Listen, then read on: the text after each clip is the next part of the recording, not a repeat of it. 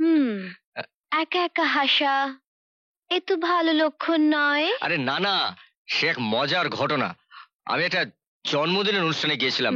মানে যেতে হয়েছিল না জেনে। তারপর সেখানে একজন আমাকে জব্দ করার জন্য ঘোষণা করে বসলো হঠাৎ আমাকে নাকি গান গাইতে হবে। গান গাইলি তুই? কি আর করা যাবে, গাইতেই হলো। ব্যাস ব্যাস ব্যাস, কেল্লা ফতে।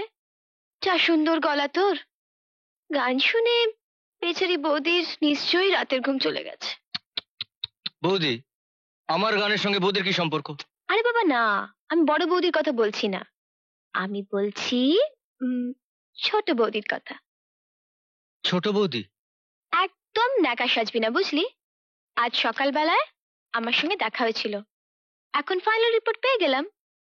তুমি একা একা বসে বসে বই পড়ে হাসছো, আর ওদিকে সে এতক্ষণে রাতের আকাশে তারা গুনছে। তুই না বড্ড পাকা হয়েছিস, বড্ড পাকা হয়েছিস।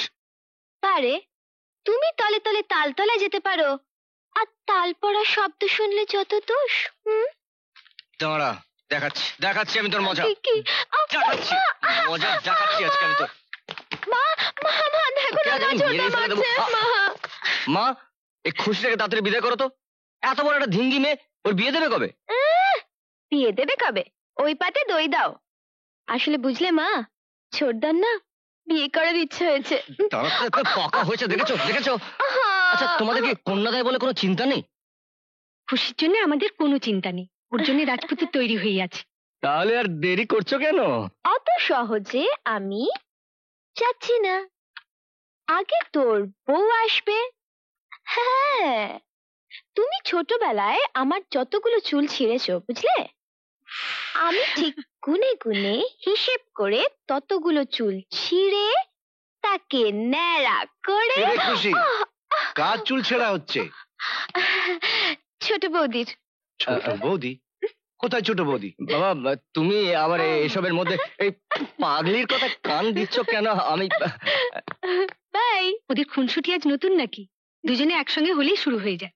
কিন্তু তুমি দেখো, খুশির বিয়ে হলে তুষার সবচেয়ে একা হয়ে যাবে। আরে সেই জন্যই তো বলছি যে আগে ছোটদার বিয়ে দাও।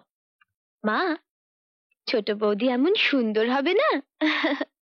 সুন্দরী হবে কিনা তা নিয়ে অত ভাবি না, তবে ভদ্রঘরের মেয়ে হতে হবে, কারণ ভদ্রতাই হচ্ছে পারিবারিক শিক্ষা। বড় ছেলে বিয়ে করলো, ঘরে বউ এলো, কিন্তু আত্মীয়তা জমল না। এবার শুধু বউ চাই না, সঙ্গে আত্মীয় চাই, একেবারে ভদ্রলোক আত্মীয়।